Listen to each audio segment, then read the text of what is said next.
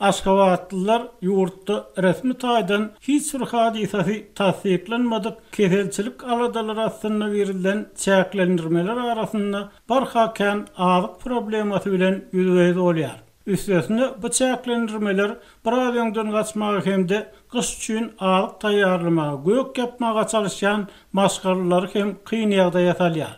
1980-nji ýyllaryň başynda uniwersiteti utarıp Aşgabatda galym, maşgala urdum. Her ýyl kış üçin pomidor, hyýar ýapynýarmyn. O ýyllar banka, gapak problemady.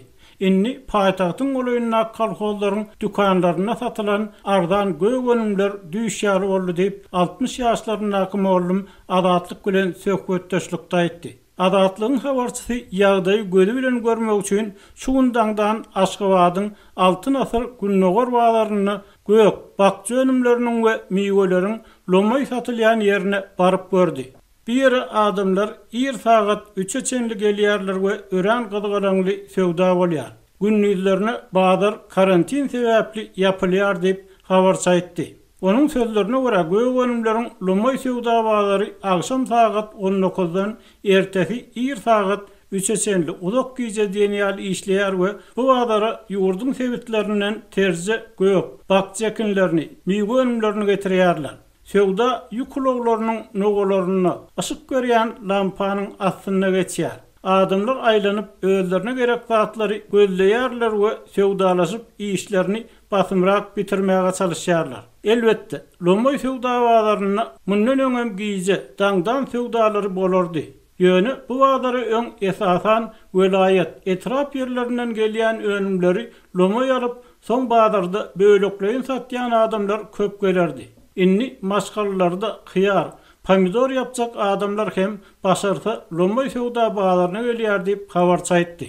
Lomoy söwda bazlaryna satmak üçin näl, hojalyk üçin gawun garpyz, kelem, käsir, badamjan, burç, soğan sarımsak aljak adamlar hem gelýär.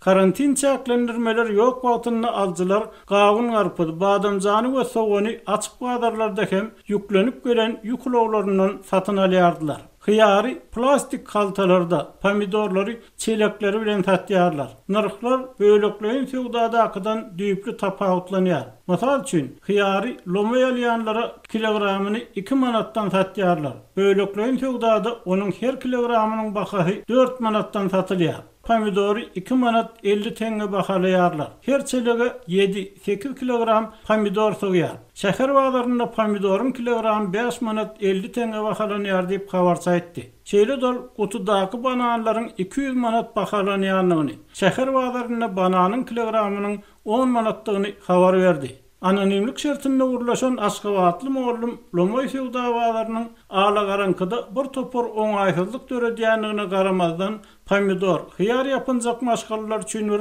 çykargadygyny, köp adamyň şäher bazaryndan ýa öýüne getirdip gök yapmagy gurbatynyň çatmaýanlygyny aýtdy. Türkmen mediýasy soňky döwürde ilaty gysyn ýadyň ter gök önümler miwe bilen üpçün etmek tagarlalarynyň edilýänligini, daşary ýurtlara eksport edilýän önümleriň möçörüniň artdyrylýanlygyny habar berýär. Ýöne bu maglumatlar ýa-da köp öndürilýänligi aýdylýan önümler bazarlardaky bahalaryň aşağı gaçmagyna kän täsir ýetirmeýär. Şu aralykda TDH yer alma, soğun we beýleki gök bakçy ekinleriniň meýdanlarynyň giňeldilýänligini, bu ekinleriň güýkü görnüşlerini ekmek üçin ýene 20 000 hektar ýeriň bölünip berilenligini, şu ýurtda ilkinji gezek 12 000 hektar ýere mäş ekilenligini, sentýabryň 2-nji ýarymynda adından 10 000 tonna mäş almagyň göz öňünde tutulýanlygyny habar berdi.